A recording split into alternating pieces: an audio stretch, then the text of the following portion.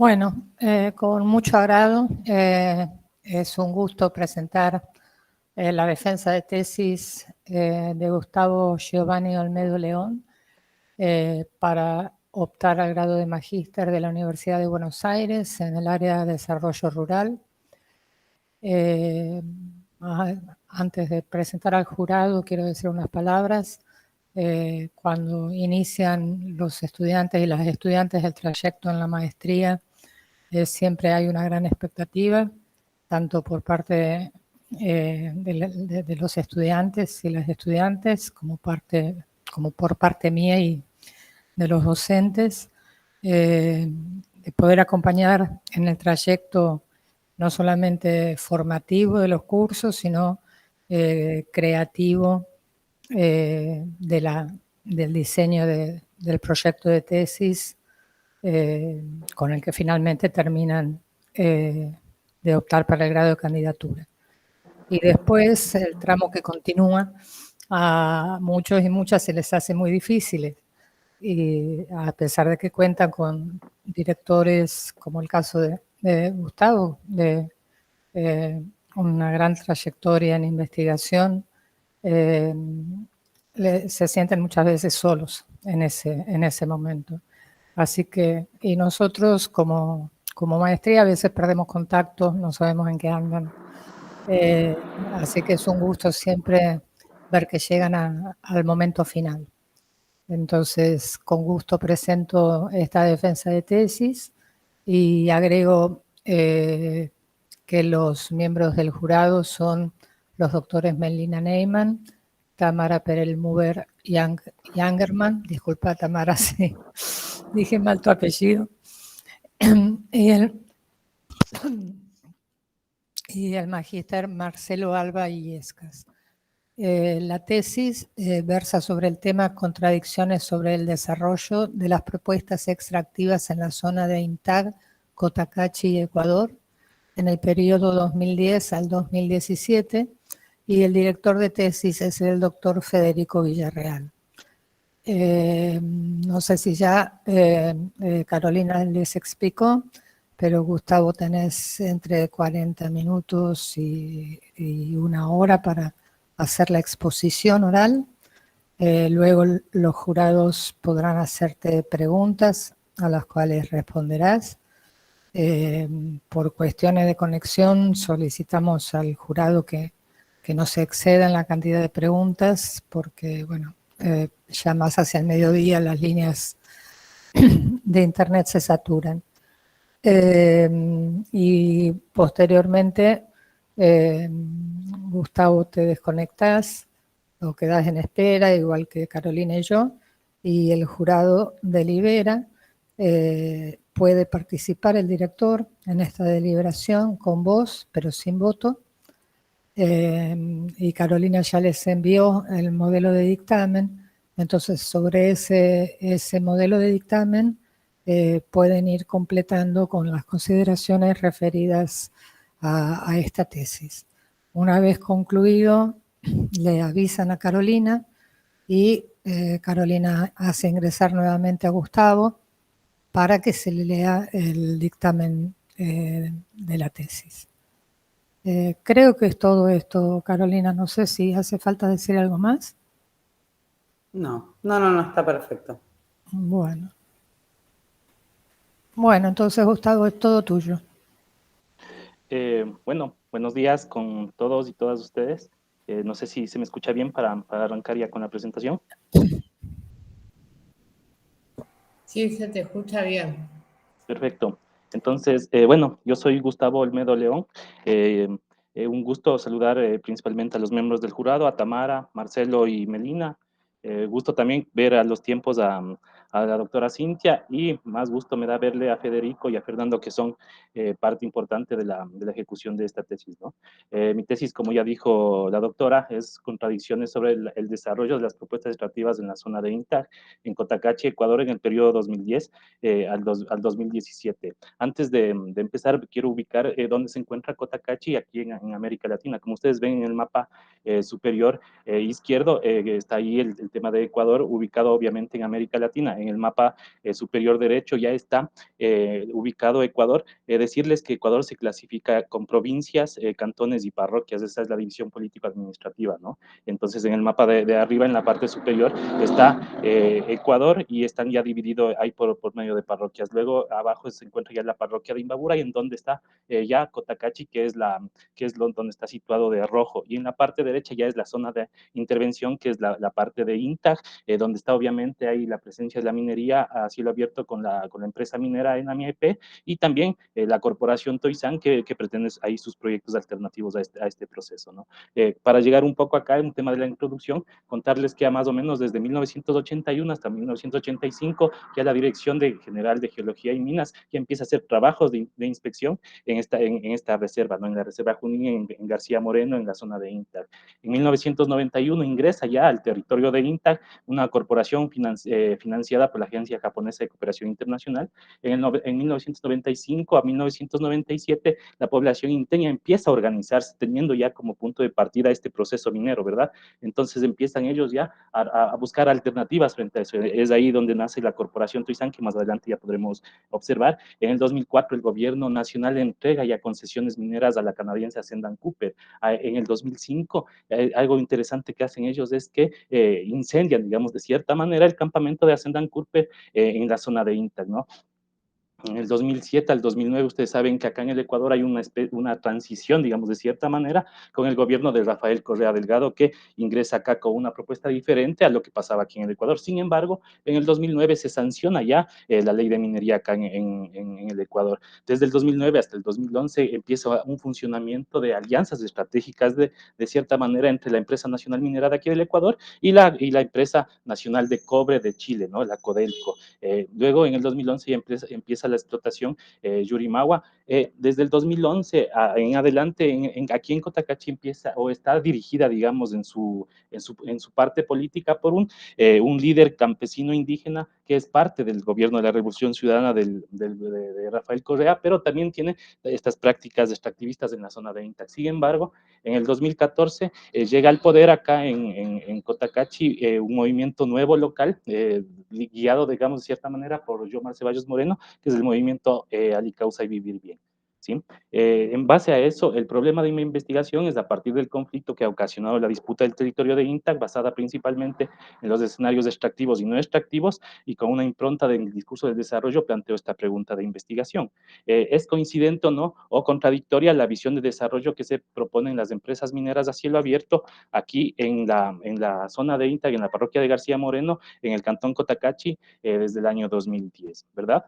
Con ello me planteo varios objetivos. El objetivo general, que es analizar las visiones de desarrollo que propone la empresa nacional minera ENAMIEP y la corporación Toisán en sus diferentes proyectos y organizaciones. Tengo 3 objetivos específicos.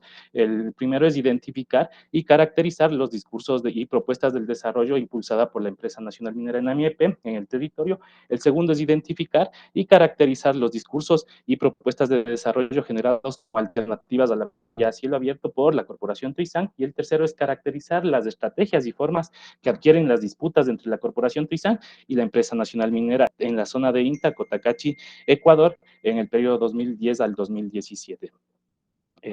Para ello tengo un marco teórico de estudio que es interesante analizar, ¿no? El enfoque teórico de esta investigación busca establecer un diálogo, digamos, entre las diversas conceptualizaciones del desarrollo, sus visiones en las estrategias que adquieren en el territorio y los discursos establecidos por los actores. Ustedes saben que es interesante la creación de los conceptos desde el territorio, ¿no? Producidos en el territorio, para lo que Gramsci, de cierta manera, decía que necesitamos o necesitan ser guía de sí mismos, ¿no? Por eso es importante aquí la interpretación del discurso, y para conceptualizar, digamos, el marco teórico de estudio, he dividido el desarrollo en 4 fases, ¿no? La primera fase, que va desde 1950, bueno, antes habría que determinar que el discurso, o mejor dicho, el desarrollo empieza con un discurso del presidente de los Estados Unidos, Truman, en 1949, cuando él dice en su ponencia, ya había en el mundo dos espacios, los desarrollados y los subdesarrollados, ¿no? Entonces, la fase 1 inicia en 1950 con la teoría de la modernización. Esta teoría es donde se apunta específicamente a los beneficios del capital, a la ciencia, a la tecnología, y podemos ver que hasta la actualidad no se ha logrado, digamos, conseguir eso, ¿no? En la fase 2, que va desde 1960 1960 hasta 1970, que es la teoría de la dependencia, donde es una teoría, digamos, venido desde el marxismo, y hay algunos exponentes, como principalmente Raúl Prebisch, ¿no? En esta teoría se menciona que el crecimiento de algunos países está, digamos, determinado a costillas de otros, ¿no? O la dominación de otros países, ¿no? Bueno, luego aparece la fase 3 en los años 80, donde se impone netamente el neoliberalismo y se dice que el mundo va a estar regido a través de las privatizaciones y las libertades de las empresas. En ese mismo periodo empiezan a crear nuevas formas del tema de ver del desarrollo y le ponen apellidos al desarrollo, como es el desarrollo alternativo, desarrollo sustentable, desarrollo humano, desarrollo participativo, ¿no? Luego, en la fase 4, más o menos en 1991 hasta el 2010, surge otras nuevas formas de ver el tema del desarrollo y ya es una crítica al concepto mismo de desarrollo, ¿no? Y se empieza a hablar con la propuesta de postdesarrollo, postextractivismo, alternativas al desarrollo, alternativas de desarrollo, y eso un exponente importante aquí en este punto es el colombiano Arturo Escobar. En este marco de estudio hago un diálogo, digamos, directamente con los extractivismos. El extractivismo es el sector primario en la economía para la exportación de los recursos sin mayor procesamiento a los países desarrollados. Esto también se podría dar en la parte agrícola, en la parte pesquera, en la parte forestal, en la parte turística, por lo que Gudinas lo denomina extractivismo, ¿no? Aquí hago yo me paro, digamos, de cierta manera en el posicionamiento que Gudinas hace en el tema de los extractivismos, ¿no? Que es el extractivismo depredador, el extractivismo sensato y el extractivismo indispensable, ¿no? Para él, el extractivismo depredador es un extractivismo intensivo que se vincula directamente con los procesos mineros, con los procesos petroleros, y en donde no se tiene no se tiene nada que ver con el tema con el tema ambiental ni con el tema social. Luego aparece un extractivismo sensato, en donde ya se busca prácticas que mitiguen de cierta manera a estos extractivismos, donde el minero, el petrolero, el forestal, ¿no? Y luego aparece un extractivismo indispensable, donde la forma principal son los encadenamientos productivos que empiezan a ocurrir en la parte del territorio, y aquí ya la gente se empieza, digamos, de cierta manera a preocupar por una cuestión de la mitigación social y de la mitigación ambiental y de los procesos sociales que ocurren en el territorio, ¿verdad?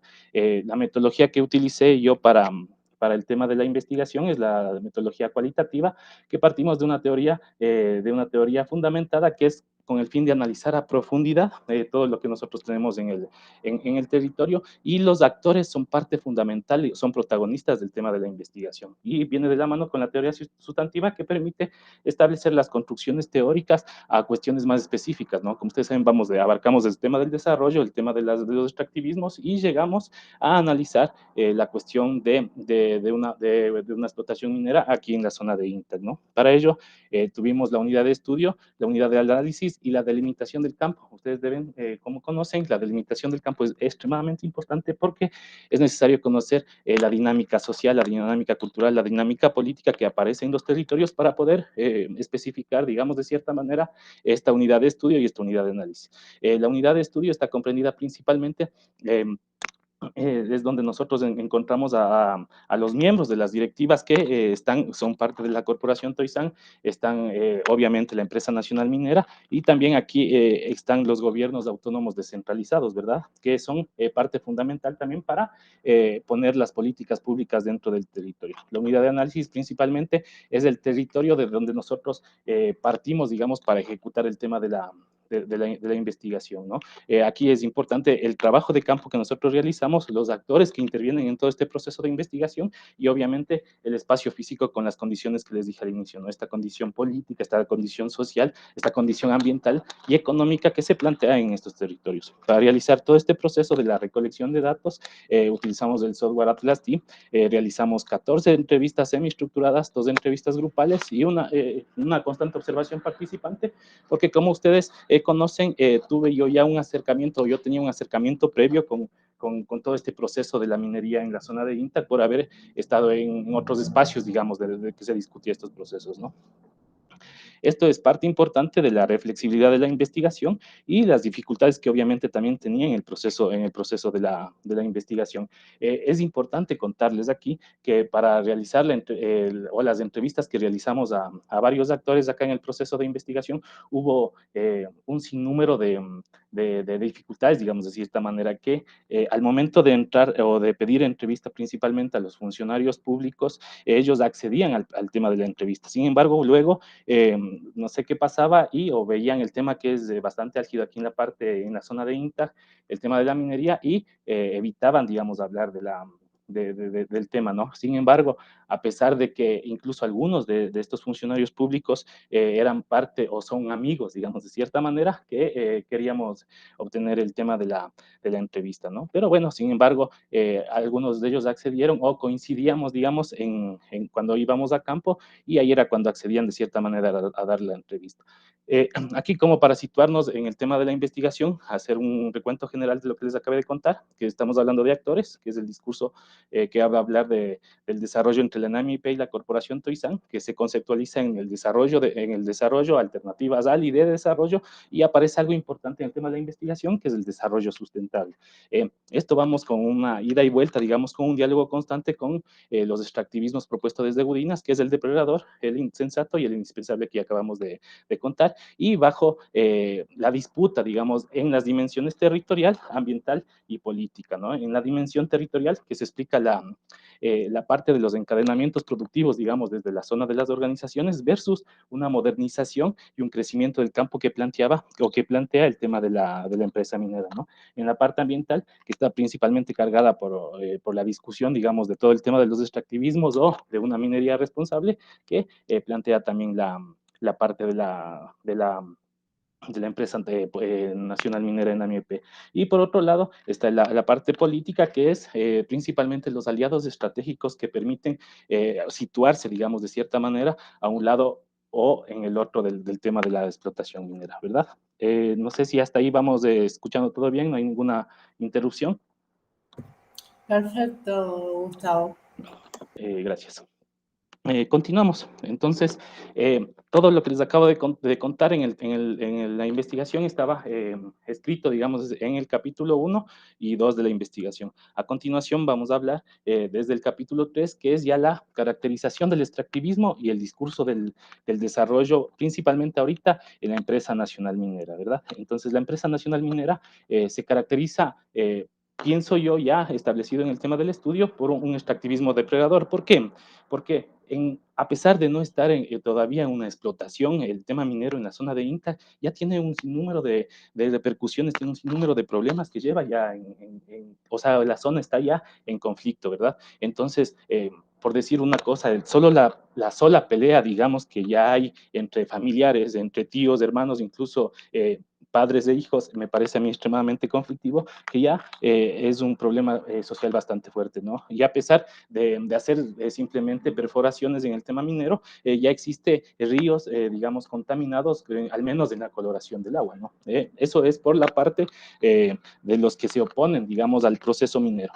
Por otro lado, es desde la empresa nacional minera y desde varios entes gubernamentales, lo que se plantea es que este es un proyecto real, este es un proyecto actual y es un proyecto concreto. ¿Por qué dicen eso? Ellos dicen que los ambientalistas, los ecologistas, no plantean ningún proyecto concreto. Probablemente pueda ser que solo esté en el papel, dicen ellos, ¿no? Entonces hay esa cuestión de que ese choque, digamos, de que a veces los ambientalistas empiezan a proponer cosas y no se puede ejecutar. En cambio, acá con todo el aparato gubernamental y del Estado se propone ya una cuestión real. Por otro lado, es interesante aquí mencionar que todo el tema de la minería y del proceso de la ENAMI aparece en un gobierno que buscaba una transición económica y no petrolera, que es el gobierno del expresidente Correa. Entonces, en ese momento empiezan ya a aparecer todas estas nuevas prácticas, digamos, que se seguía haciendo las prácticas neoliberales que hasta ese entonces se planteaba aquí en el Ecuador, ¿no? Y algo interesante que pasa también ahí es que existe la presencia de la Constitución del Ecuador, que como ustedes saben, existe una institucionalización de los derechos de la naturaleza. Es la primera constitución que tiene esta institucionalización marcada, ¿verdad? Eso es bastante interesante, incluso a nivel mundial.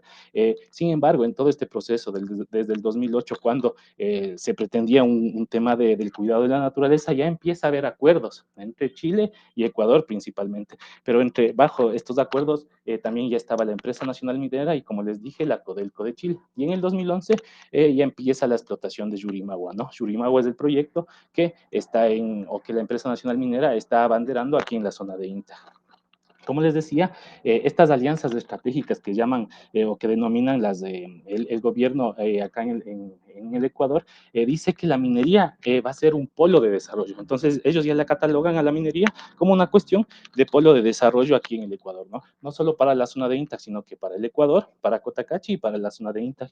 Y como estoy manteniendo desde el tema de la caracterización de los extractivismos, el discurso progresista que tiene o que mantenía Rafael Correa Delgado y luego Lenín Moreno, me parece que estaba también llevado por prácticas neoliberales como este impulso, digamos, de cierta manera de la minería en los territorios donde, según la Constitución, no se podía realizar.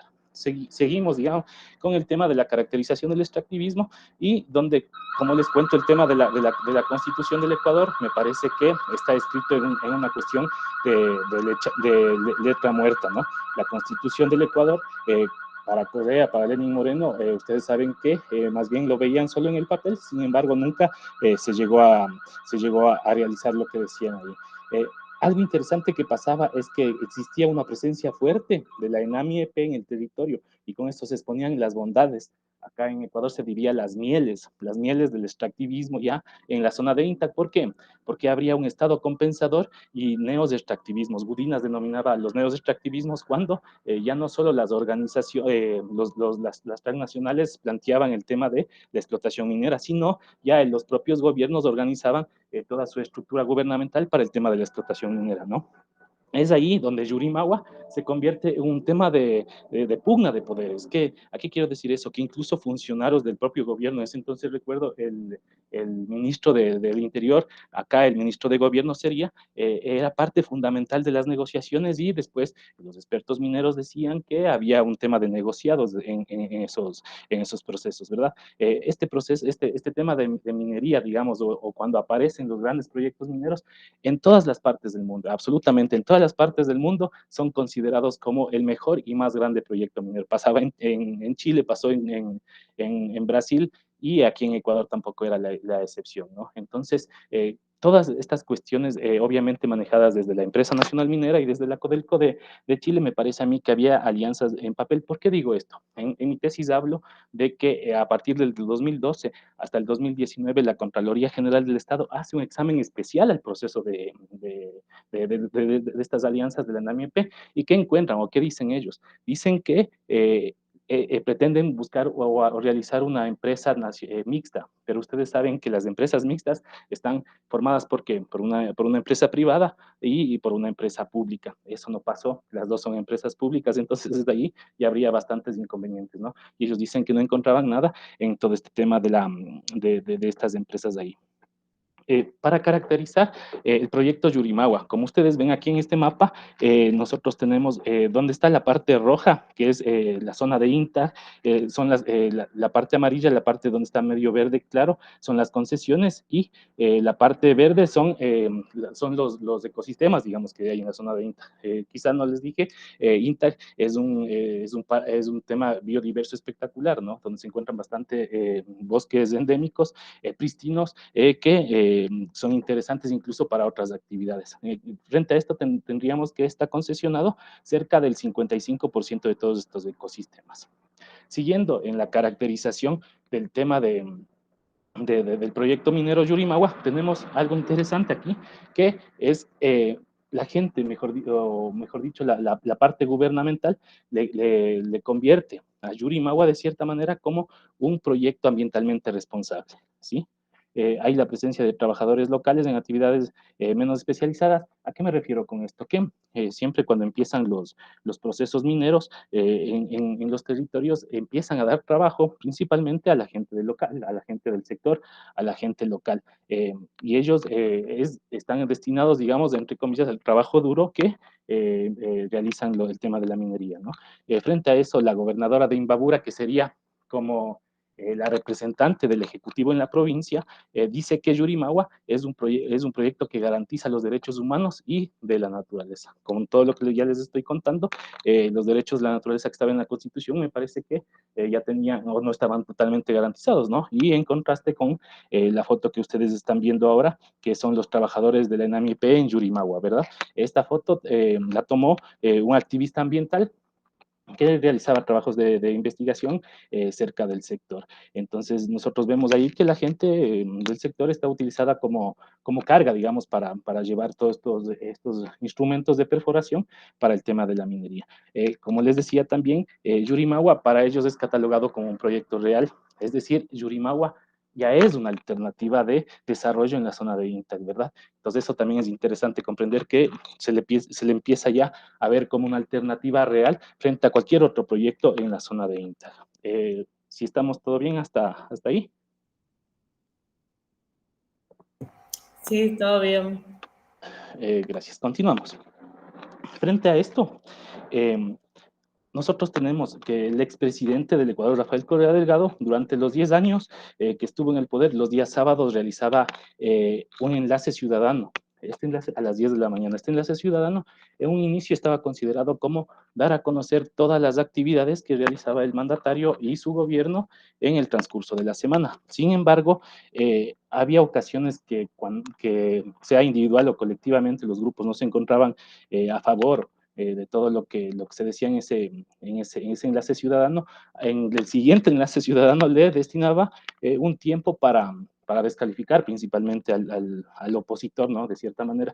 En este sentido, él menciona, dicen que aquí el gobierno no puede entrar con una antipatía total, ni siquiera son ecuatorianos, tanto tira piedra, que está impidiendo el desarrollo en INTA de Cotacachi y de Ecuador. El derecho a la resistencia lo único que buscan es imponer sus intereses familiares y de grupo, intereses individuales, atentando contra la propia democracia. Esto dijo el expresidente Correa en un enlace ciudadano el 28 de septiembre de 2013, ¿no? Y también había otros comentarios desde el presidente de la Cámara de Minería que decía, INTA como pieza fundamental para propiciar un desarrollo económico para el país, ¿no? Para esta visión de desarrollo que gira en torno a una idea de progreso, de superación, acompaña una lógica que es la mercantilización, me parece, de la vida, es decir, la explotación de la riqueza que debe convertirse en una riqueza monetaria y esto en proyectos sociales. Alberto Acosta decía que todas estas contribuciones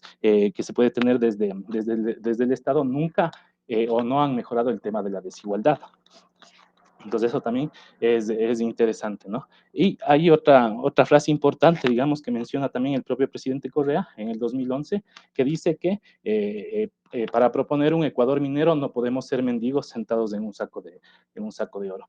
Aquí, ¿qué es importante conocer, digamos? Vean ustedes la fecha, ¿no? Que es más o menos del 2011, donde el auge de la explotación minera en el Ecuador estaba, digamos, era punta de lanza de desarrollo acá en el país. Entonces es interesante partir desde ahí que se mencionaba porque había una coyuntura comunicacional que permitía o que estaba teniendo el tema de introducirnos a todos el imaginario dominante que este tema de la minería sería lo mejor que nos podría pasar, digamos, de cierta manera, ¿no? Ya nos pasó con el petróleo, ya nos pasó con el banano, con el cacao, y ahora nos estaba pasando con el tema de los minerales. Es interesante, ¿no? Es decir, todo aquello que rodea la vida social debe contemplar un proceso continuo para convertir todo en mercancías, es decir, de compra y venta. En el caso de INTA, esa visión de desarrollo asume lo que alguna vez Maristela Esbampa decía que sería un imaginario dominante, ¿verdad? Entonces, eso es interesante conocer en base o en dónde nos estamos posicionando frente a lo que decía el presidente Correa en ese entonces, en el 2011.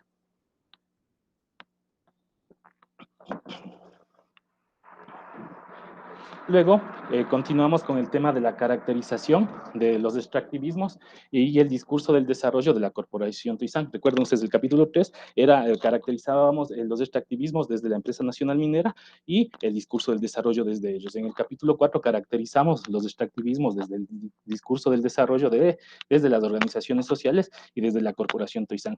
Ustedes ven a la foto que se encuentra aquí, esto es INTAG, ¿no? Como les decía, es hermoso el tema de INTAG acá, y es aquí donde están asentadas todas las organizaciones sociales y Bueno, perdón, está todo el tema de la corporación Toisán y también, si quiere sentar aquí, el tema del proyecto Yurimawa con la empresa nacional minera. Caracterizamos los extractivismos propuestos en la zona de INTAG, en este caso expuesto por las organizaciones de la corporación Toisán, en el marco de lo que Gudinas denominó extractivismo sensato y extractivismo indispensable. Esto es lo que ya habíamos contado en el tema del marco teórico, ¿verdad? La Corporación Toisán es una organización de segundo grado que forma parte de la Asamblea de Unidad Cantonal. Aparece acá la Asamblea de Unidad Cantonal, voy a contar algo rapidito, que es la máxima instancia de participación aquí en Cotacachi. Aparece en Cotacachi en el año 1996, donde un sinnúmero de organizaciones sociales se reúnen y empiezan a discutir, digamos, a dónde quiere ir el Cantón Cotacachi. A esta organización es la que pertenece la Corporación Toisán, que está constituida, digamos, por 9 organizaciones sociales productivas ambientalistas de la zona de INTA que promueven un nuevo y distinto modelo de desarrollo, dicen ellos, sustentado en una relación armónica con la sociedad y con la naturaleza. Esto dice el Plan de Desarrollo y Ordenamiento Territorial del municipio de Cotacachi en el año 2015, ¿sí? Su intervención de la Corporación Toisán, digo, se encuentra en 7 parroquias rurales que forman parte de la zona de INTAG y que abarca aproximadamente 70 comunidades, más o menos unas 13,000 habitantes, ¿ya? Dentro de todo el tema de las organizaciones que están o que pretenden el tema o buscar alternativas frente a la minería a cielo abierto, aparece la DECOIN. ¿Qué es la DECOIN? Es la Defensa y Conservación Ecológica de INTA. La DECOIN es una organización que aparece en 1995 y es creada principalmente para combatir el tema de la minería. Ese es el propósito principal de la creación de la DECOIN, ¿verdad? Entre los principales logros del trabajo de la DECOIN es todo el proceso que está enmarcado dentro del desarrollo sustentable. Como les decía, aparece aquí algo interesante que es el desarrollo sustentable desde la propuesta alternativa, digamos, de cierta manera, ¿no? Ellos disputan el territorio creando reservas. Estas reservas lo que hacen o evitan es que en ese espacio donde se crea la reserva ya no se explote, digamos, el tema de la minería. Buscan también, además, crear reservas comunitarias, hacen fuentes de agua, etcétera. Y algo interesante que pasó con la DECOIN es en el año 2000, donde ellos eh, forman o dicen que Cotacachi es un Cotacachi Cantón Ecológico. Esta propuesta fue interesante porque la ONU en ese entonces también dio un premio a Cotacachi que se convertía en Cotacachi Cantón Ecológico, el primero aquí en el Ecuador. Resulta que la ordenanza de Cantón Ecológico, por la cuestión de que venían nuevas autoridades locales, está ahí, o sea, no se sigue caminando o ni siquiera se forma parte para lograr, digamos, el tema de la ordenanza que tiene acá para Cotacachi, ¿verdad? Entonces, esto es algo que nos puede ilustrar también en base a lo que acabamos de hablar de la DECOIN, que es el tema de INTA y el tema del bosque de Junín, que está pintado de verde oscuro, digamos, y el tema de la concesión minera, que está establecido ahí por el polígono. En este proceso, el 71% del bosque de Junín, de la reserva de Junín, ya se encuentra concesionado para el tema de la minería. Otra de las organizaciones importantes que tenemos en la zona de INTA es la Asociación de Agroartesanal de Caficultores Río INTA, la ACRI. Esta es interesante porque trabaja en la producción sustentable. Escuchen ustedes, y empieza a aparecer todo el tema de la sustentabilidad en el marco de los proyectos alternativos en la zona de INTA, ¿no? Actualmente cuenta con 100 socios activos, quienes gracias a su organización se han beneficiado de la producción y la comercialización del café. El ACRI, como tiene su línea de trabajo, el desarrollo sustentable. La ACRI promueve el comercio justo, la equidad de género. Aquí hay algo interesante, ya se empieza a trabajar con el tema de la mujer. ¿Sí? La Asamblea Cantonal es un espacio de participación que tiene un punto de partida también, digamos, del tema de la mujer, que me parece bastante interesante, ¿no? Y algo interesante de la ACRI es que demuestra a la zona de INTA que puede haber alternativas frente a la minería. Resulta que estas alternativas a través de la producción del café a veces son buenas o a veces son malas, porque ustedes saben que la comercialización es un punto desfavorable, digamos, a todo el tema de la producción campesina o de la producción de la agricultura familiar acá en el Ecuador, ¿verdad? Pero, sin embargo, ya existen estas alternativas frente a cualquier proceso minero. Perdón.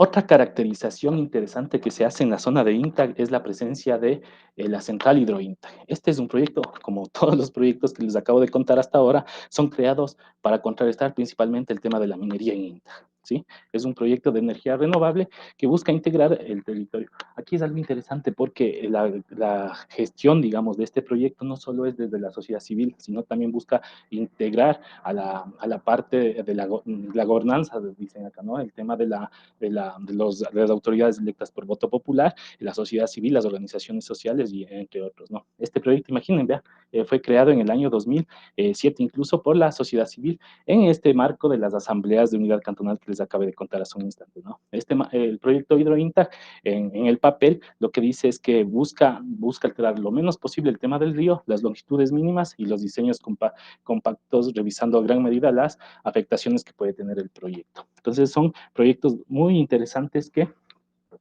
nos permiten ya situarnos desde donde la sociedad civil en la zona de INTA se está posicionando, ¿verdad? El desarrollo en el Ecuador, en Cotacachi, en la zona de INTAG, ha venido junto a una promulgación de una serie de proyectos acá. Y estos proyectos vienen desde los gobiernos autónomos centralizados, parroquiales, provinciales, cantonales, desde el gobierno central. También vienen desde la sociedad civil, desde las ONG. Y un representante del municipio de acá de Cotacachi dice, los gobiernos miran al desarrollo desde las ciudades hacia el campo y no desde el campo a las ciudades. Las personas no tienen los mismos conocimientos del campo y la ciudad, vida, son formas de vida completamente diferentes, ¿no? Aquí se plantea una dicotomía en las visiones de desarrollo. Sin embargo, subyace lo que sería el tema del crecimiento económico. Para mejorar la calidad de vida de la población, este crecimiento nos servirá, digamos, para salir de la crisis. Este crecimiento económico me refiero, ¿verdad? Es el discurso convencional de un desarrollo. Está imbrincado ya en el tema o está permeado, digamos, en el tema de los lugareños y las lugareñas de INTAC, ¿no? Sin embargo, lo que permite o lo que quiere el gobierno, lo que quería el gobierno y la empresa nacional minera es que la población de INTAC ya tenga en su construcción social cotidiana el tema de este imaginario de que INTAC o en INTAC se producirá un tema de minería responsable.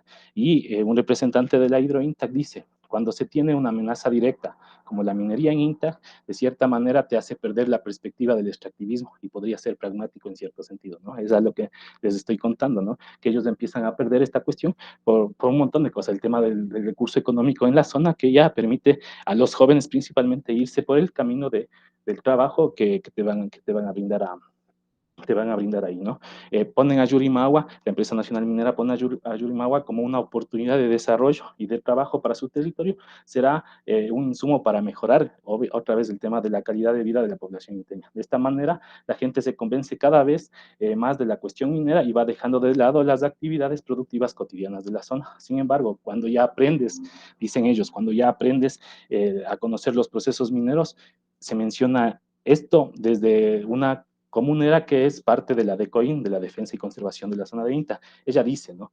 Pero cuando aprendes a conocer lo que es la actividad minera, te das cuenta de todo, eso es puras mentiras. Definitivamente la minería es una de las actividades que no dan ni empleo, alimentos principales ni soberanía alimentaria. Las contaminaciones son fuertes y te provoca dependencia hacia la empresa. Es decir, dejas de producir para que vayas a trabajar en la empresa. Y eso dijo esta compañera el 19 de febrero del 2018, ¿verdad? Nosotros, o mejor dicho, después de esto, de todas las promesas que va dejando el tema de la minería con la entrada que les decía de los activistas comunitarios de la empresa minera al territorio, también se va como conociendo que estas ayudas desde la minería no están cumpliendo. Razón por la cual ellos dicen que es importante este espacio para seguir resistiendo el tema de la minería, ¿no? Estas formas de resistir nos hacen plantear propuestas enmarcadas en el desarrollo y en el desarrollo sustentable que ya empieza a aparecer con la participación de la gente, con la autogestión, con todo lo que dicen ellos. Y mencionan, lo que queremos es replicar los modelos que de cierta manera han funcionado en otras partes. no tenemos reparo, dicen, en mencionar que estamos a favor del desarrollo sustentable, si es que eso hace que la población inteña sea partícipe y entendamos de nuestras decisiones sobre un futuro real. Lo llamo empoderamiento, dicen los compañeros. Se plantea otro tipo de desarrollo, ¿verdad? Al que se le denomina sustentable. Como les decía, ya empieza ya a configurar el tema del desarrollo sustentable acá. En esta denominación subyace el extractivismo indispensable que habíamos conversado en un inicio, perdón, ya que es un aprovechamiento local, con dinamismo social local y enmarcado en una tarea amigable con el ambiente. Los grupos, algo interesante aquí, los grupos subalternos se van posicionando con pensamientos hegemónicos, digamos de cierta manera, pero reproducidos con la realidad territorial. Eso me parece muy interesante en este punto, ¿verdad? Y dicen, ¿no? Lo importante es saber qué puedes tener para un futuro, beneficiando a las generaciones que vienen atrás, teniendo conceptos claros en cuál es nuestro modelo que abarque el ámbito social, económico y ambiental, ¿no? Entonces, miren ustedes, algo interesante que ya se empieza a conjugar el tema del desarrollo y del desarrollo sustentable aquí. A manera de cierre de esta parte es que la corporación Toisán tiene estas dimensiones, digamos, que habíamos explicado en un inicio, territorial, política y ambiental, que pretende enmarcarse en las actividades extractivas denominadas por Gudinas como extractivismos indispensables, ¿no? La corporación Toisán y los proyectos se encaminan, como ya venimos contándoles, que es en un proyecto de desarrollo sustentable. Y sin embargo, es un escenario que está en un proceso de tensión, está en un proceso de disputa y hay una transición también que puede ser catalogado como una alternativa al desarrollo. Si se está escuchando bastante bien. Sí, se escucha. Continuamos, gracias. Gustavo, fíjate que me faltan 20 minutos más o menos. Sí, estamos ahí con el tiempo. Vamos a hablar ya, llegamos ya al tema del capítulo 5, que es en este entorno, digamos, de las disputas, existen de las dos propuestas, ¿no? La empresa nacional minera en Amiepe, con el proyecto Yurimagua, y la cuestión de la corporación Toisán y sus proyectos alternativos, ¿no? En estas tres dimensiones que se proponía, que sería la ambiental, la política y la territorial. Vamos a empezar por el tema de la empresa nacional minera. Ellos plantean que es, como les decía, es una minería responsable. Desde la empresa nacional minera, desde el gobierno, etcétera, se plantea que esta sería una minería responsable. Toman un discurso que la minería sería altamente mejor dicho, con bajo impacto ambiental a través de la utilización de la tecnología, de mucha tecnología y enmarcadas en todo lo que sería los derechos de la naturaleza de la Constitución del 2008. ¿No? Es interesante aquí que ellos siguen planteando el tema de la Constitución del 2008. Y a la larga dicen ellos que Yurimagua sería un proyecto sustentable y que preveniría los impactos ambientales. En el tema político, recuerden ustedes que era esta cuestión de los aliados, de cómo le veían al tema del territorio, dicen ellos que la creación de Yurimagua traería riqueza y generación de desarrollo. Ya ponen al desarrollo como la parte principal a donde quieren ir todos con el proyecto Yurimagua, ¿verdad? Dicen que la minería metálica es una propuesta económica para el país y los actores institucionales, locales, provinciales y nacionales, son aquellos que funcionan para generar el desarrollo. Miren esto, ¿no? Es bastante interesante. Ellos dicen que ellos están ahí, o los servidores públicos están ahí para generar el desarrollo en el territorio. Y en la parte territorial, que eran estos los encadenamientos productivos y el crecimiento económico, dicen que INTAC se podrá transformar en un polo de desarrollo para el país. Es la parte fundamental del discurso de lo que venimos diciendo de los empleados del Estado, y el desarrollo para ellos es igual a crecimiento económico, ¿verdad? En lo que tiene que ver en estas arenas de disputa de estas mismas dimensiones, ¿no? Ambientales, políticas y territoriales, con la corporación Toisán y los proyectos de la zona de INTAC, dicen ellos que en la parte ambiental proponen alternativas enmarcadas en el desarrollo sustentable, como les acabo de contar, en el tema de turismo, en el tema de hidroeléctricas, en el tema de conservación, en el tema de producción sustentable, entre otras, ¿no? Estas estrategias productivas enmarcadas en temas de cuidado del ambiente. Ellos, a través de sus proyectos, ya empiezan a enmarcar toda su bagaje, digamos, del tejido social y productivo ya en un tema de cuidado del ambiente, ¿no? En lo político dicen ellos que al momento que hubo esta parte de de la Revolución Ciudadana con Rafael Correa Delgado y luego con Lenín Moreno, se empezaron a crear nuevas organizaciones que, entre comillas, tenían los mismos intereses y empezaban a chocar en la zona de INTAC entre ellos, ¿no? Entonces empezaba a las enemistades, incluso familiares de ahí. Se debilitó a la organización social y aparte existió una parte de miedo, me parece, que es cuando había las amenazas y encarcelaron a varios compañeros allá en la zona de INTA y lo que les decía, ¿no? Esta seducción por el trabajo y el dinero que ya existe en la zona. Los jóvenes principalmente al recibir ya un tema de ingresos económicos, obviamente se iba a trabajar al tema minero, no olvidándose de toda la parte de trabajo productivo que existía en la zona. En la parte territorial, esta transformación que sería de un territorio agrícola, ganadero, turístico, sustentable a una parte de una explotación minera, ¿no? Ellos plantean como alternativa también esta cuestión de apoderarse del territorio, de construir el territorio, ¿no? Y le ven interesante el tema del conocimiento y el tema del agua como un proceso histórico. Las dimensiones política, ambiental y territorial que trabajamos con los actores de la corporación Toisan y los de la empresa Nami EP están contrapuestas. Sin embargo, plantean las dos este tema del desarrollo. ¿Sí? En un caso está el desarrollo, en el otro estaría el tema del desarrollo sustentable, ¿no? Entonces, frente a eso existen las disputas en el territorio y las estrategias que adquieren. En este caso sería la ENAMI-EP y por el otro sería el tema de la corporación Toisan. Perdón.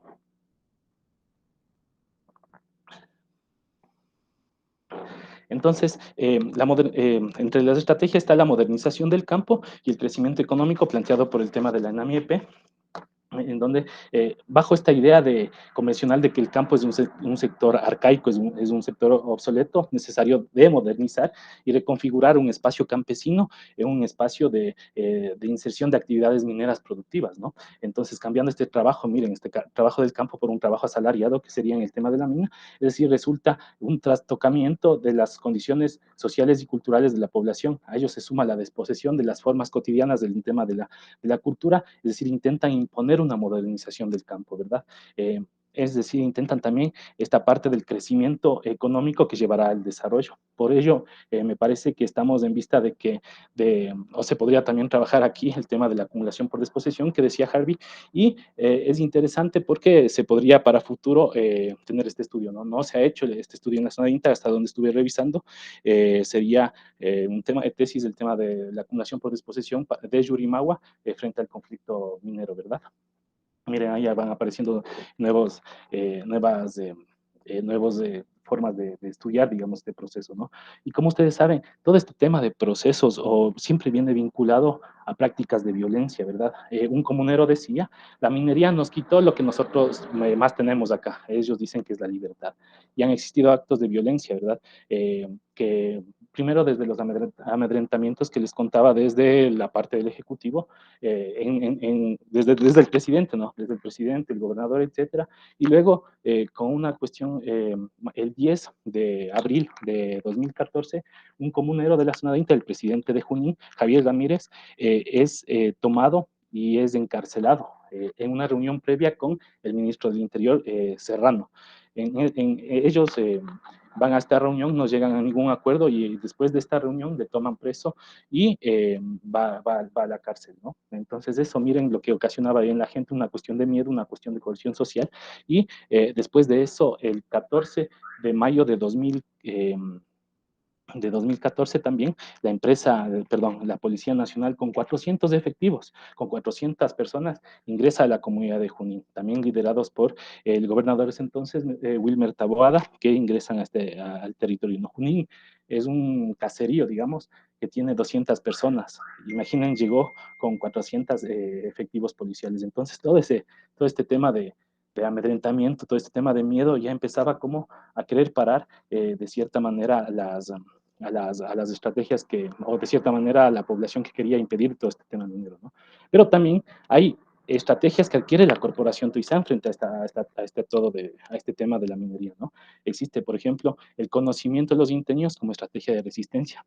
También me refiero aquí a que existe ellos empiezan a tener un conocimiento acerca del acaparamiento de las tierras. También otro punto para conversar el tema de la acumulación por disposición sería en donde ellos no conocen absolutamente nada de los procesos de socialización que hace principalmente el gobierno con la empresa nacional minera para incluir el tema minero allá, ¿no? Ellos se dan cuenta luego, ellos dicen, nosotros somos dueños del suelo y el gobierno es el dueño del subsuelo. Entonces ellos pueden llegar a explotar ahí todo lo que el gobierno decida. Sin embargo, ellos a través de la autoeducación y también de realización de talleres, etcétera, con expertos mineros de acá del Ecuador, han empezado como a crear un tema de conocimiento, ellos dicen, para ponernos en el mismo escenario, entre iguales, dicen ellos, para poder discutir todo el tema minero.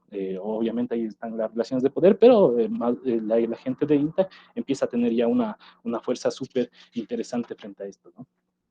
Y finalmente está el tema del agua como fuente de vida para la zona de INTA. Ellos le llaman como estrategia subalterna. Como ustedes saben, el agua es el tema de la vida, es el tema que nos serviría también para la producción en la zona de INTA. Y me parece que el agua está en una parte importante en toda la reproducción social de la zona de INTA porque interviene en todos los procesos. Entonces es interesante como ellos le llaman, ¿no? Conocimiento a través del agua para estrategia subalterna de la zona de INTA. En todo lo que les acabo de contar, hasta ahora tenemos, tenemos conclusiones, digamos, del trabajo de investigación, perdón. Y tenemos 4 grandes conclusiones, obviamente entrelazadas entre ellas, ¿no? La primera conclusión es que las visiones de desarrollo tanto de la empresa nacional minera ENAMI-EP y la corporación Toisán no son coincidentes, a pesar de tener similitudes, principalmente en la utilización de conceptos como el desarrollo y el desarrollo sustentable, ya que al momento de ejecutar sus prácticas, la reproducción de la vida es vista de manera diferente. La segunda conclusión es que la visión de desarrollo promulgada por la ENAMI-EP impone un modelo basado en el crecimiento económico, mirando otras formas de reproducción del territorio como arcaicas y obsoletas. Por lo tanto, el proyecto minero Yurimagua es ofrecido como una punta de lanza hacia la modernidad y el crecimiento económico de la zona de INTA. La tercera conclusión sería que la visión del desarrollo propuesta por la Corporación Toisán y sus proyectos apuesta a una iniciativa de extractivismo indispensable basado en la construcción desde el territorio con su gente, utilizando las formas de reproducción cotidiana y de convivencialidad que decía Hitch, incluyéndose notablemente en una propuesta de desarrollo sustentable. Y la cuarta conclusión, que está obviamente bastante ligada a la primera, que es la visión de desarrollo de la ENAMI-EP y de la Corporación Toisán, tienen una similitud al momento de analizar toda esta propuesta desde una idea convencional de desarrollo. Estas visiones se fundamentan en conseguir un crecimiento económico a través de la explotación de recursos naturales para mejorar la calidad de vida de la población. Sin embargo, a pesar de coincidir en algunas de sus prácticas, al momento del análisis político, ambiental y territorial son divergentes. Esas serían las conclusiones que nosotros tenemos del trabajo de investigación. Y las preguntas que se podrían existir para futuros trabajos, ¿no? Como son las que ya les comentaba hace un momento, que se podría hacer el tema de la acumulación por disposición ya en Yurimagua, que sería un tema bastante interesante, y otras como las prácticas y estrategias de la población subalterna. Aquí sería sobre el trabajo de la población subalterna para ver cómo se encuentran ellos enmarcados, ¿no? Estas formas de organización que desenvuelven sus actividades económicas, sociales, colaborando a comprender si en la práctica también ya se encuentran o ya se está realizando todos estos procesos de transformación y esta transformación paulatina de los encadenamientos hacia un desarrollo, ¿no? O sea, discutir el tema del desarrollo hegemónico para ver todas esta transformación de las estructuras en las prácticas económicas, políticas y sociales de los actores del territorio. Les voy a presentar acá unas fotos.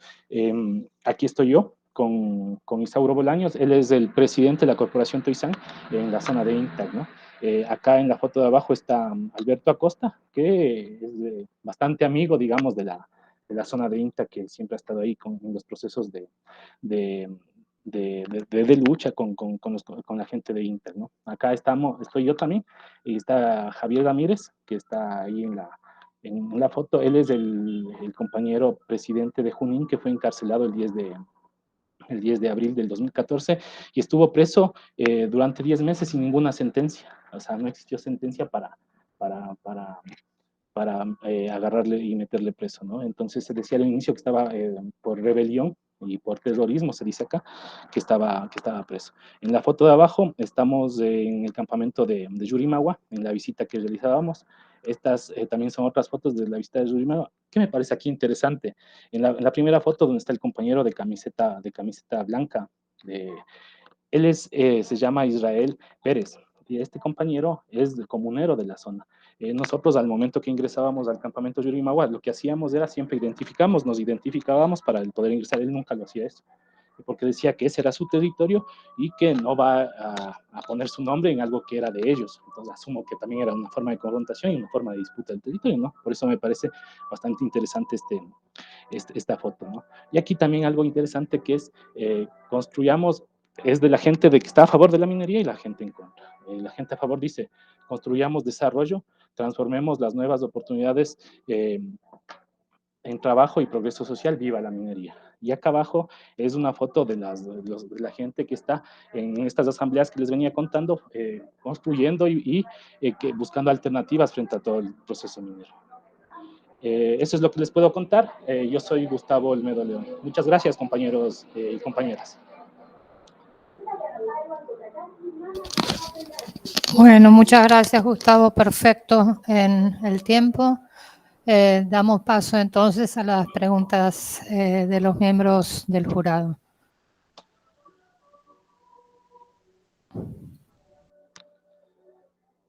Dejo de compartir, ¿no? Para poder... Sí, por favor, Gustavo, así se pueden ver. Ahí está. Bueno, quien quiera comenzar puede arrancar tranquilamente.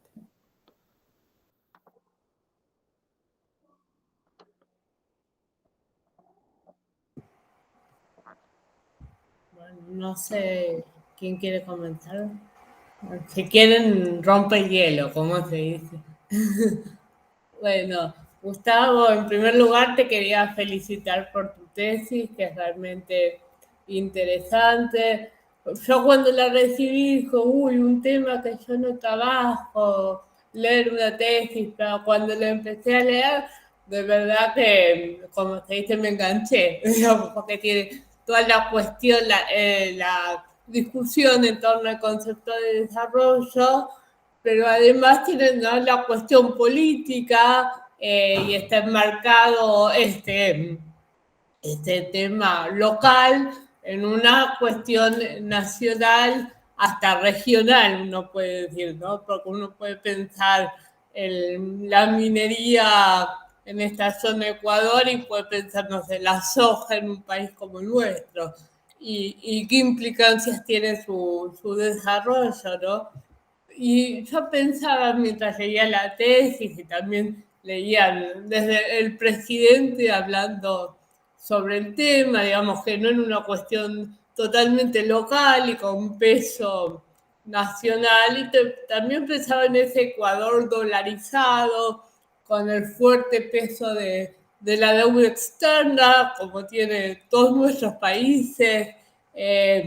No tengo, digamos, no conozco los pormenores, pero seguramente también esa relación con los organismos internacionales de financiamiento, esos condicionamientos externos que dejan en jaque muchas veces, ¿no?, a los gobiernos de nuestros países, y al mismo tiempo esta cuestión de una riqueza natural característica de nuestros países. Ahí se ve también en la zona, digamos, todo ese verde que uno puede pensar, no sé, desde el Amazonas en Brasil, digamos, muchas zonas, y este desarrollo económico, que como te decía, puede ser, no sé, la soja en Argentina, la minería en Ecuador. Entonces, digamos, la tesis está enmarcada desde, uno puede decir, desde lo discursivo, digamos, desde las posiciones del gobierno, la posición de las organizaciones sociales, los gobiernos más locales. También me parece interesante ahí la cuestión de la sociedad civil, de la población, ¿no?, que es permeada por estos discursos, tanto el nacional como las organizaciones sociales locales. También ahí como actor la misma empresa que vos decís que están presentes los funcionarios en el territorio. Entonces tenés ese entramado de discursos. Y lo que yo también te ponía en el dictamen, que por ahí es interesante un poco conocer, es cómo es ese, digamos, la cuestión económica, digamos, porque yo pienso, no sé, desde ser gobierno en Ecuador o ser gobierno local en la zona, o ser representante de una organización social local, uno, me imagino, tiene una cierta cantidad de variables en juego. Sabemos que el capitalismo es por naturaleza extractiva, que la acumulación también por naturaleza, como se dice, no sé cómo sería el verbo, pero bueno, saca la posesión de otros, ese concepto de Harvey, es un poco la acumulación, es casi siempre, ¿no? Por desposesión en el capitalismo. Entonces acá se juega un poco en qué condiciones. Entonces, bueno, esa cuestión de, digamos, de cómo es ese desarrollo minero en términos económicos. ¿Qué significa en divisas para el país?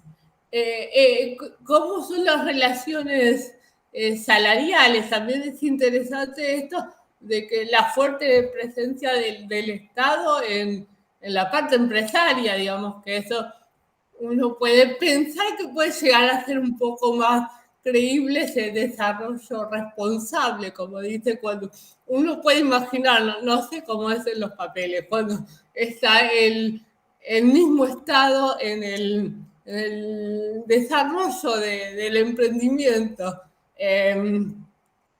Bueno, vos mostrabas ahí la foto de la explotación al trabajo humano cuando están acarreando esa maquinaria, y yo también veía, la verdad es que estaban todos, por ejemplo, como un detalle, con cuestiones de protección, estaban todos con los cascos, estaban todos con los chalecos naranjas, digamos.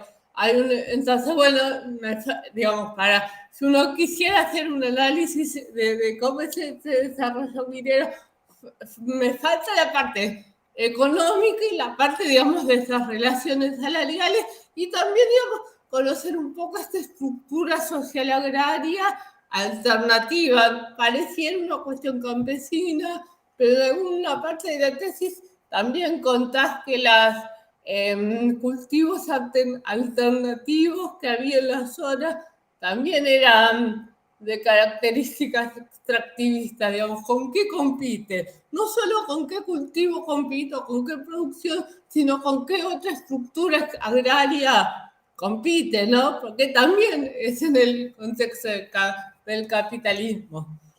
Así que bueno, eso dejo como comentarios, como preguntas por ahí, digamos, excede un poco esta defensa, pero digo, porque puede llevar a otro trabajo, pero bueno, son las reflexiones que me despertó el interesante tesis. Pues, ¿respondo? Sí, ¿no? Melina, muchas gracias por el aporte, sí, ¿no? En realidad, lo que yo me había planteado más bien era el tema del estudio del desarrollo y del extractivismo frente a estas propuestas que ya había desde la empresa nacional minera y por otro lado la corporación Trizán. Sin embargo, es interesante lo que vos mencionas, el tema de una cuestión económica, pero te cuento que acá en Ecuador no existe todavía una minera establecida, razón por la cual no se podría, digamos, determinar los réditos económicos que podría llegar al país. Sin embargo, existen algunos estudios que te proyectan a decir que sería insuficiente todo el trabajo minero que llegaría en el tema del Ecuador, ¿no? Por lo que se rompería, digamos, de cierta manera, esta estructura que existe dentro de los territorios, ¿no? Por otro lado, el tema de los empleados, más o menos que estabas conversando, resulta que la ENAMI tiene 9 empleados en la zona de Inca, en el proyecto Yurimagua, y la Codelco tiene 104 empleados en esta zona, ¿no? Entonces, relativamente es bastante bajo y de acuerdo a las condiciones salariales, incluso de lo que se conoce, los pagos también son bastante bajos, ¿no? No está nada en regla, digamos, de cierta manera, porque por esto lo digo desde lo que se hizo desde la Contraloría General del Estado, este estudio de auditoría al proyecto Yurimagua, ¿no? Esta otra cosa que mencionas de con qué más competiría el tema minero, ¿no?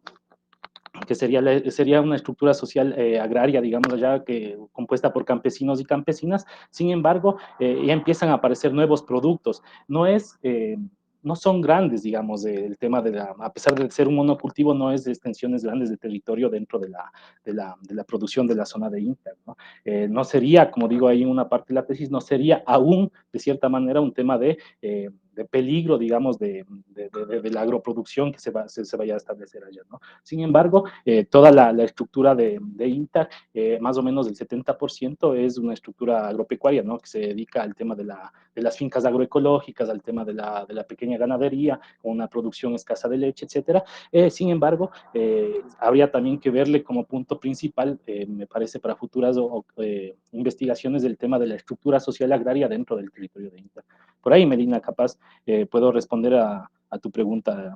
No sé si está claro o cómo se podría ahondar ahí. Gracias, Melina. Muchas gracias, Gustavo. Bueno, si me permiten, primero felicitarte, Gustavo, por la instancia en la que estás. ¿Sí me confirmas si me escuchas?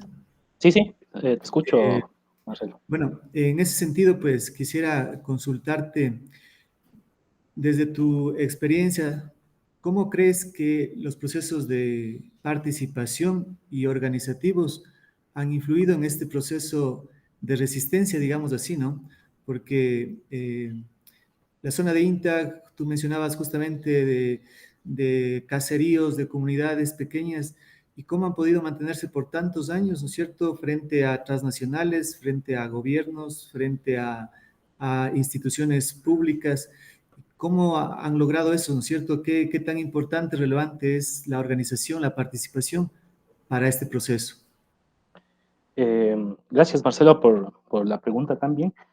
Aquí, como les contaba, de cierta manera, a partir del año 1995, cuando ya ingresa el tema minero a la zona de INTA, empieza a haber una organización dentro de la gente, ¿no? Pero antes de eso, la gente ya se organizaba. Por ejemplo, aquí en Cotacachi, en el año 77, la organización de campesinos aquí de Cotacachi, que se llama UNORCAC, empiezan a formar parte y a querer desterrar, digamos, en ese entonces el tema de las haciendas, ¿no? Porque había huasipungos también acá, entonces ellos empiezan a desterrar todo el tema de las haciendas y empiezan a formar una cuestión política, me parece a mí, bastante fuerte, bastante interesante. En la zona de INTA, con la presencia de la minería, yo le doy, de cierta manera, entre comillas, a la minería como que dio ese impulso, digamos, para que la organización se siga organizando, se siga manteniendo, y como les contaba, ¿no? En el año 1995, la gente de INTA expulsa a la Vichy Metals japonesa, y en el año 2004 expulsa a la Senan Cooper canadiense, ¿no? Y en este proceso, en el 96, en el año 1996, el gobierno local, digamos, en ese entonces liderado por Auki Tituania, crea un proceso de participación acá en Cotacachi, donde estaban principalmente conformados las organizaciones sociales de INTA, las organizaciones sociales campesinas, con la UNORCAC, y las organizaciones de la parte urbana, digamos, de cierta manera, con los artesanos acá. Entonces, esta conjugación de organizaciones sociales empieza a transformar, digamos, de cierta manera el tema del desarrollo, y empieza a conjugar de cierta manera el tema de a dónde queremos ir con la zona, con el territorio principalmente, ¿no? Y me parece interesante que a partir de eso, como tú decías en la pregunta, pequeños caseríos o pequeñas construcciones de la gente, a través del conocimiento que yo hablaba hace un instante, a través del agua, ¿no? A través del empoderamiento que tenían ellos del territorio, empiezan ya a formar y ser parte de esa lucha, digamos, constante, ¿no? Aparte de eso, como ustedes vieron en las fotos, INTA es un territorio bastante amplio, muy amplio, que tiene pocos habitantes, y ha habido también esa conjugación entre las zonas, ¿no? La parte urbana, que es aquí donde estoy yo ahora, digamos, la parte andina, que es las comunidades indígenas de aquí del Ecuador, y la zona de INTA, que es donde están los colonos que fueron allá a ser parte de su producción, ¿no? Entonces, esa conjugación, esa unión, esa organización, ese tejido social, me parece que es bastante fuerte frente a esta lucha que puede existir desde las transnacionales, ¿no? En un inicio había el tema de las transnacionales, y luego ya directamente con el tema principal del gobierno de Rafael Correa y Lenín Moreno, y ahora con el gobierno actual de Lasso, me parece que va a ser un tema incluso más duro de la lucha y la resistencia, ¿no? Porque el gobierno de Lasso ya ha dicho sin ningún reparo que ellos van a optar por un tema de de la explotación minera responsable que les llamaba el gobierno. Entonces, no sé, Marcelo, si es que de pronto se pudo responder ahí el tema de la pregunta o si tienes alguna otra acotación ahí para responder. Sí, una última pregunta de mi parte. Creo que, bueno, es histórico este proceso de INTAG en el Ecuador. Eso te hacía en mis comentarios escritos también. Y cómo en tus resultados pues mencionas coincidencias y discrepancias, ¿no es cierto?, entre los discursos, pero en esas coincidencias pues posiblemente existan cosas que se deban ir mejorando, ¿no es cierto?, que se puedan ir cambiando desde las organizaciones de INTAC, desde esas propuestas alternativas, pero también por otro lado influye la sociedad, las organizaciones que están ahí. Recordemos también que pues a medida que pasa el tiempo va a haber un cambio generacional, ¿sí? Y cómo lograr, ¿no es cierto?, que en ese cambio generacional pues se mantengan de igual manera pues esa resistencia, esas visiones, esa lucha por nuevos procesos, ¿no es cierto?, por alternativas, por temas ambientales, por producción agroecológica, porque pues todos sabemos, ¿no es cierto?, las nuevas generaciones con un mundo globalizado, con un mundo capitalista, consumista, con una presión bastante fuerte justamente a una urbanización, ¿no es cierto?, más que a mantener estos espacios, pues cómo lograr, básicamente que sea un comentario tuyo, pues qué se podría trabajar en las organizaciones, qué se podría trabajar para que en este cambio generacional pues se mantengan estas visiones interesantes de conservación, de producción alternativa. Eso, Gustavo. Marcelo, más bien es una pregunta bastante complicada, ¿no? Porque me parece que el sistema nos permea bastante a todos acá e incluso a las organizaciones sociales en la zona de INTA. Sin embargo, me parece que el camino es de ellos, el camino es nuestro, digamos. Nosotros vamos construyendo el camino frente a todas estas cuestiones que nos vienen, ¿no? Por ejemplo, Taibó, un escritor catalán, él menciona acerca de la crisis civilizatoria, ¿no? Y dice que a partir de las crisis, las organizaciones y la gente empezamos a construir nuevas formas de alternativas frente al capitalismo, sería de esta manera. Entonces, yo me podría aventurar, digamos, a decir, estas son las formas que podemos nosotros construir para seguir, digamos, construyendo. Resulta que capaz digo y mañana ya no es.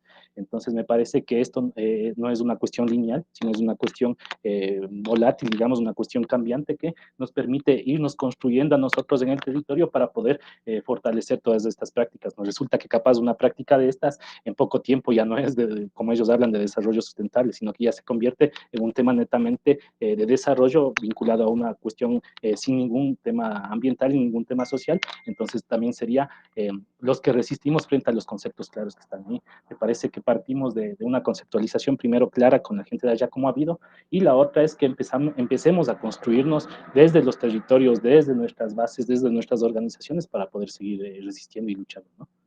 Estoy diciendo, yo ya estoy poniéndome o sea, estoy ya teniendo mi postura, cuál es, ¿no?, con todo lo que te acabo de decir. Eso sería, Marcelo. Gracias, Gustavo. Bueno, me toca a mí. ¿Se me escucha bien? Sí, sí, sí. Bien. Parece que dijiste algo, está bien. No, mantener la mano levantada. Bueno, antes que nada, también me sumo a las felicitaciones. Como decía Cintia, el proceso de la escritura, no solo de la escritura, el proceso de la tesis en general es un proceso bastante cíclico, digamos, pasamos por buenos momentos, malos momentos, etcétera, muy individual, muy angustiante por momentos, pero bueno, la alegría de terminar y de la defensa es siempre un momento de celebración, así que en principio celebrar el momento de la finalización y de la defensa de la tesis. Sobre la cuestión más política, ya se refirió Melina, así que no voy a hacer más comentarios, digamos, para no sacar más tiempo de la importancia política de la tesis y lo que implica, digamos, para nuestros países estos debates, digamos, que en Argentina también es la minería, digamos, es la soja, también es la minería, digamos, y digamos, muchos de estos procesos, que por supuesto no son iguales, no son lineales, pero que me parece que en términos políticos, me parece que ya Melina se refirió a la importancia de la tesis, así que voy a obviar esa parte que tenía pensada y me voy a centrar por ahí en algunos comentarios más de la discusión más teórica, que fue también lo que te comenté en el dictamen. Nada, me parece que igual el capítulo teórico son decisiones que una toma en el momento de la tesis, así que simplemente son algunas sugerencias y comentarios respecto de, sí, para seguir pensando, digo, no voy a cuestionar ni a criticar absolutamente nada, solo voy a hacer algunas sugerencias o algunas cuestiones de lo que me surgió de la lectura de la tesis.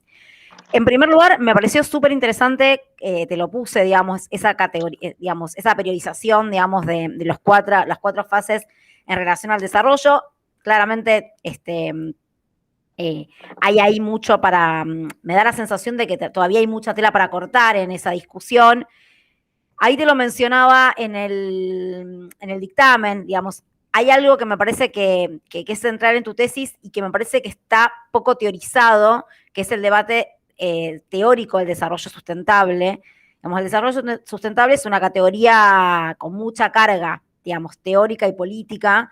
No es un concepto neutral, digamos, y además es un concepto en disputa. Efectivamente, digamos, en términos globales, se inserta, digamos, en todo el debate de los 90, digamos, del convenio de la cumbre de Río, digamos, y todo eso, digamos, de cómo entra en los 90 la discusión de lo ambiental en términos globales, asociado ya, como vos mismo dijiste, al neoliberalismo. Entonces, ahí hay como toda una discusión, me parece, a recuperar, digamos, de cómo surge el concepto de desarrollo sustentable, y después sí cómo es reapropiado y rediscutido, porque efectivamente lo que a vos te aparece en el caso, digamos, empíricamente es la idea de desarrollo sustentable, y que claramente muchas veces no es exactamente lo mismo que dicen los organismos internacionales. Entonces me parece que ahí hay como toda, digamos, una discusión a recuperar que tiene que ver con qué es, digamos, cómo surge el concepto de desarrollo sustentable, digamos, cuáles son las disputas, las tensiones y cómo eso después se va insertando, digamos, también discursivamente en las organizaciones, incluso en los estados. O sea, el concepto de desarrollo sustentable es utilizado no solo por las organizaciones, a eso voy, digamos, es utilizado por los convenios y los tratados internacionales, por los estados y por las organizaciones. Y no siempre dice lo mismo y no siempre supone lo mismo. Entonces me parece que ahí hay como, digamos, toda una conceptualización que me parece que es interesante recuperar. Bueno, eso por un lado, digamos. Y después respecto de la cuarta etapa, digamos, la de los postdesarrollos, el decrecimiento y demás, ahí yo me preguntaba, digamos, por cómo está escrito, digamos, si solo, digamos, la respuesta es claramente que no, digamos, porque vos después lo estudiás en el Estado y lo estudiás en la empresa, digamos, en esta, digamos, estamos en esta cuarta etapa donde aparecen los discursos del postdesarrollo y del decrecimiento, pero también en una etapa muy fuerte de profundización de la acumulación por desposesión, de la mercantilización y de ciertos discursos del desarrollo asociados a eso. Entonces, ahí me parece que en esta cuarta etapa, digamos, si bien es la etapa, digamos, donde aparecen estos discursos, también se profundizan los otros. Entonces me parece que ahí también es interesante, digamos, como pensar, que también yo un poco te lo decía en el dictamen, me parece que esta etapa, por ahí también hubiese sido interesante hacerla jugar estas cuatro fases en el caso, digamos. Si hay algo del caso, digamos, que tiene que ver con digamos, con cómo estos discursos también se fueron reconfigurando.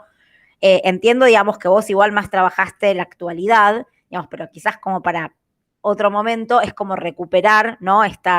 Digamos, en el propio territorio y en el propio caso empírico, cómo, digamos, estas cuatro fases hacia atrás, digamos, cómo estas cuatro fases operaron y cómo estos discursos también, digamos, en términos históricos operaron en el caso, digamos. Eso en relación a la discusión del desarrollo. Y el otro punto era en relación a la discusión de los extractivismos. Igual, claramente, digamos, vos tomaste una definición que es sumar, digamos, es tomar la definición de Budinas para pensar el extractivismo. Yo ahí solamente te sugería, digamos, que por ahí también era interesante como reponer un poco los debates en torno a la noción de extractivismo, digamos que si bien efectivamente Gudinas es quizás el más importante en América Latina en esta teorización, hay ahí bastantes, digamos, debates y discusiones en torno a eso, quizás interesante para recuperar, y específicamente también digamos, en lo que vos tomás de Gudinas, digamos, que es esta idea del depredador sensato e indispensable. Esto era una cuestión tremenda, digamos, muy personal. Quizás me daba la sensación que faltan como algunas mediaciones entre la idea, digamos, la forma en la que lo utiliza Gudinas para pensar las posibles transiciones a la salida del extractivismo, con la forma en la que vos lo utilizás para pensar el caso. Digamos, ahí me parece que, digamos, eso, digamos, como por ahí alguna mediación explicativa de cómo pasás de esa conceptualización de Gudinas, más en términos de las etapas, digamos, de las transiciones de salida, para pensar un caso donde el extractivismo no está, digamos, o la minería, digo, como ahí me parece que me daba la sensación de que le faltaba una mediación. Eso, digamos, en términos teóricos, y una sola cosa que también me apareció recién cuando, digamos, pensando en el caso, cuando lo exponías, vos mostrabas esas dos fotos hacia el final, la foto de quienes defienden la minería, digamos, y cuáles son esos discursos, que digamos, me daba la sensación de que era también de sociedad civil, ¿no? Digo, no es solo la empresa y el Estado, digamos. Digamos, y por momentos parece, digamos, como que no, hay un discurso que es el de la empresa, un discurso que es el del Estado, digamos, y un discurso que es el de las organizaciones, más, digamos, y las posibilidades de desarrollo sustentable. Ahí me preguntaba qué pasa, digamos, también en términos territoriales y en términos locales, cómo juegan con estos discursos también de las poblaciones locales, digamos, que toman, digamos, la defensa de la minería, y cuáles son, digamos, y cómo se dan en lo local esas relaciones, digamos, entre posibilidades de desarrollos encontradas, digamos. No sé si se entiende esta última pregunta, digamos, sí. Pero ahí me surgía, digamos, esto de, digamos, vos justo pones una foto de, parecía, digamos, sociedad civil defendiendo la minería, digamos, y esto me parece que aparece poco en la tesis. Entonces, como preguntarte un poco por eso, y cómo se da la relación por ahí quizás con las organizaciones que están en contra en los propios territorios, digamos. Bueno, eso, digo, más en términos de pregunta y comentarios, y de nuevo felicitarte por la tesis, digamos que es muy sólida, y sobre todo, digamos, se nota mucho el conocimiento tuyo del caso, y un desarrollo, digamos, de lo empírico, digamos, y el desarrollo de las organizaciones y el caso con mucha riqueza y demás. Así que bueno, eso. Gracias, Tamara, por todos tus aportes, son bastante significativos y me gustan mucho, digamos. Ahí contarles más bien que yo, al momento que planteo el tema de la tesis, solo le ponía como el desarrollo, digamos, que vayamos a discutir frente al extractivismo de la zona de INTA. En el transcurso, cuando ya voy armando todas estas categorías conceptuales para definir todo el tema del estudio, es donde me empieza a aparecer el tema del desarrollo sustentable. ¿Por qué? Yo a un inicio, lo que vos dices, ¿no? Yo le ponía el desarrollo casi igual al desarrollo sustentable. O sea, para mí no había diferencia.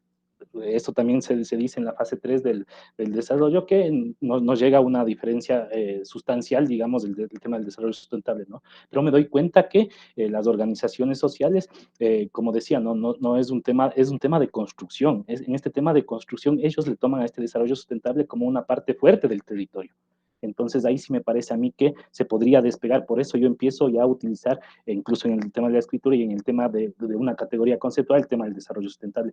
Sí, luego me daba cuenta que hubiera sido extremadamente importante ya poner esta discusión, ¿no?, entre el desarrollo y el desarrollo sustentable. Como te digo, yo al inicio para mí era lo mismo.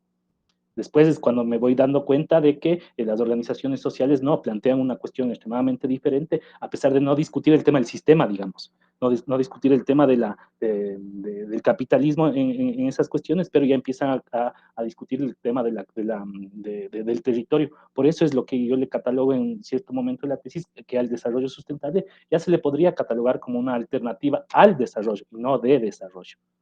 ¿sí? Eso es así como que más o menos se vaya entendiendo el tema del desarrollo. Con la cuestión de crecimiento y de postdesarrollo, claro, ahora hay muchos autores, digamos, que hablan de postdesarrollo, entre está Escobar, acá en Ecuador acá en Ecuador lo llaman post-extractivismo, que está a costa, y muchos otros teóricos que empiezan a hablar de eso, ¿no? Creo que no ahondo mucho más en el tema porque yo le veo a esta parte de INTA como una cuestión de transición, no le veo ya como un tema de decrecimiento. Sí me parece que está como una cuestión de transición frente a lo que ellos pretenden, pero no netamente como un tema de crecimiento. Y la otra era que me resultaba muy complicado hacer una tipología. O sea, decir, el decrecimiento es cuando las organizaciones o el tema hacen esto. Entonces no me parecía eso como muy fijo, digamos, como todo el tema de este estudio. No, me parece que es un ida y vuelta, es un tema de construcción, es un tema de vuelta, es un tema de organización, es un tema del Estado, es un tema de estar a favor o en contra de, y también estar a favor o en contra de acuerdo de las relaciones de poder que existen en ese momento, ¿no? El tema de los extractivismos es como te digo, ¿no? Necesitaba yo ponerme o tener una postura clara para partir de ahí, porque como tú en el comentario también me dices, el extractivismo es un debate bastante amplio. Entonces sí necesitaba como acortar, digamos, de cierta manera, por donde yo empezar a caminar, y resultaba que esta distribución que hacía Gurinas de los extractivismos me parecía algo más certero a lo que yo quería estudiar allá. Y la pregunta final, en el tema de la sociedad civil, algún rato sí, en el tema de la tesis sí menciono que hay no organizaciones que están a favor de la minería, pero sí la gente, digamos, que se empieza a desvincular de los procesos, de los procesos organizativos. Solo por contar ahí un ejemplo,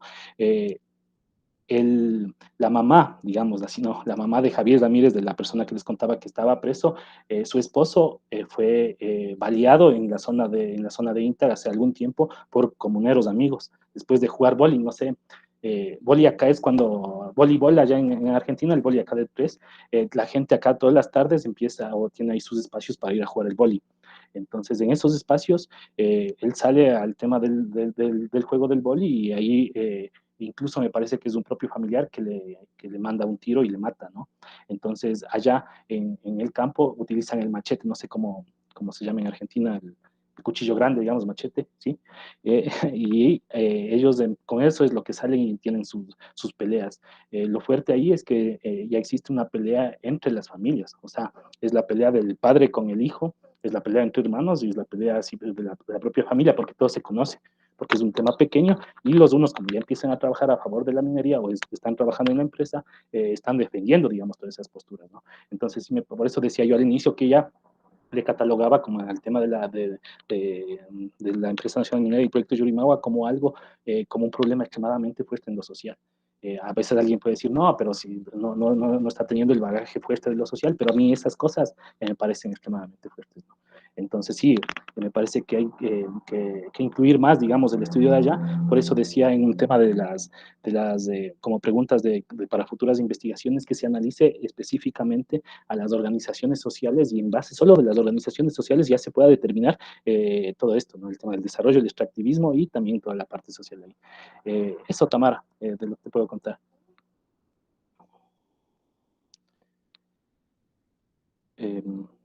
Bueno, ¿hay alguna pregunta más del jurado?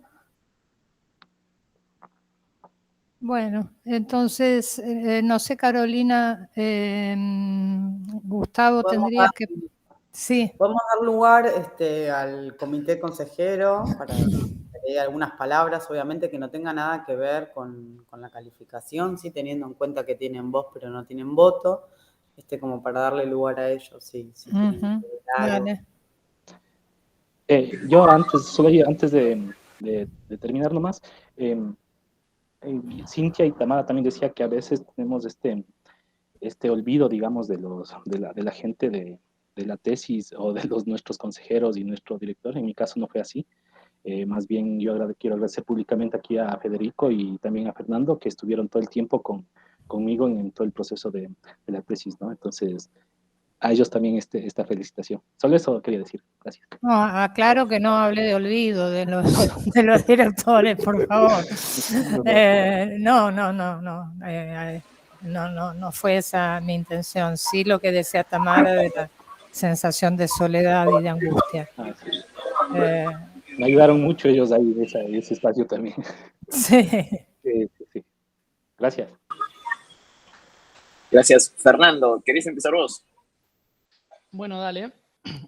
No, en principio, felicitarte nuevamente, Gustavo. Fue un trabajo muy interesante, muy bueno poderte haber ayudado. Yo la verdad que de la realidad ecuatoriana conozco las grandes líneas de lo que está sucediendo, la discusión sobre los derechos de la naturaleza, esas cosas que nos pueden llegar a veces como grandes debates regionales, pero conocer en profundidad, como conocés vos y como trabajaste en la tesis, la cuestión del caso de INTAG y todo Cotacachi, bueno, Imbabura, toda la región que analizaste fue muy enriquecedor. Felicitarte nuevamente, agradecer también a Federico, que en su momento me incluyó como director, como codirector, perdón, que fue un gran paso. Esta es una de las primeras tesis que ayudo a dirigir, así que para mí fue un placer. Muchas gracias, Gustavo, muchas gracias, Federico, también. Bueno, ahora, gracias. Bueno, en principio, felicitaciones y gracias a Gustavo, Fernando y a Cintia también. Creo que por momentos se exagera un poco sobre nuestro rol. Acá, sin duda, el protagonista ha sido Gustavo en todos los sentidos. Me interesa inicialmente agradecerle al jurado porque todos los comentarios, las preguntas hablan de un real compromiso con la tesis y con esta instancia pedagógica que implica la defensa de una tesis, y es sumamente importante para Gustavo. También, por supuesto, que agradecerle a Fernando por codirigir. En realidad dirigimos los dos la tesis de Gustavo. Fue un trabajo que nos gustó mucho, que nos llevó tiempo, pero que fue realmente un placer. Y agradecer también a la maestría en la persona de Cintia y Carolina, porque, bueno, hay gran parte de la responsabilidad también, ¿no? No solo la maestría por su estructura misma. Disculpen por los ruidos, es que estoy en un lugar donde, aparte, cuando uno empieza a hablar, empieza a sonar todo. Decía que la maestría y en Cintia, bueno, toda la cuestión metodológica, los talleres, el seguimiento que le ha hecho a Gustavo ha sido realmente muy importante. Yendo a la instancia pedagógica de Gustavo, recuerdo cuando inició con su tesis, todos ustedes lo marcaron de alguna manera, tal vez más directa o más indirectamente. Gustavo tiene un compromiso personal con el caso. Entonces, tal vez uno de los primeros desafíos que implicó trabajar la tesis fue dialogar con él respecto de su compromiso personal y lo que implica una tesis de maestría, algo que ustedes saben que no necesariamente siempre es muy sencillo. Y creo que tal vez ese es uno de los principales crecimientos formativos que tuvo la tesis para Gustavo, o al menos desde mi perspectiva. Él logró disociar de alguna manera, o separar más que disociar, separar el análisis, la cuestión analítica, la necesidad de información, la necesidad de sistematizar esa información, la de aplicar conceptos para entender esa realidad con la cual él se siente y se sintió durante toda la tesis y se siente aún muy comprometido. Lo cual creo que en cuanto a el objetivo pedagógico de la tesis de maestría, en Gustavo ha conseguido, bueno, él ha hecho un gran esfuerzo para esto y ha conseguido realmente los resultados que esperábamos desde el inicio mismo en el trabajo con él. Bueno, en fin, esos serán los comentarios. Agradecerles más bien, insisto, al jurado, a Fernando, a la maestría, felicitarlo a Gustavo por el resultado y por la excelente presentación.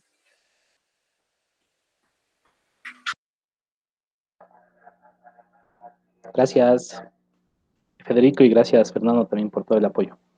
Y gracias a Cintia, me olvidé de decirle, ¿no? Cintia estuvo ahí conmigo desde que llegué a Buenos Aires y fue una persona que nos guió a mí y a José que es un compañero colombiano que estuvimos juntos. Y ella estuvo desde el inicio hasta hoy, ¿no? Que es un placer que esté aquí con nosotros. Sí, ya lo creo, me emociona. Ver todo lo que proyectabas plasmado en una investigación del calibre de la que presentaste realmente es un aliciente para seguir. Pero bueno, no quiero quitar más tiempo. Lamentablemente, Fernando, vos no podés participar de la deliberación del jurado. Quien sí puede participar es Federico. Así que tanto Fernando como Gustavo tendrían que salir. Carolina, ¿cómo es? Sí, tendrían que salir de la llamada. Yo voy a dejar de grabar ahora y Sí. luego vamos a quedar a solas con el jurado para la redacción del dictamen, y si ellos van a estar con tiempo y tienen tiempo, te vamos a pedir, Gustavo, y bueno, te voy a mandar mail también, Fernando, para que regresen a esta misma llamada para que le puedan hacer una lectura del dictamen. En el caso que no puedan, porque están con poco tiempo, los jurados, la calificación te la voy a enviar por mail el día de hoy. Así que bueno, muchas gracias. Y nos vemos en un ratito quizás. Dale. Gracias, salimos.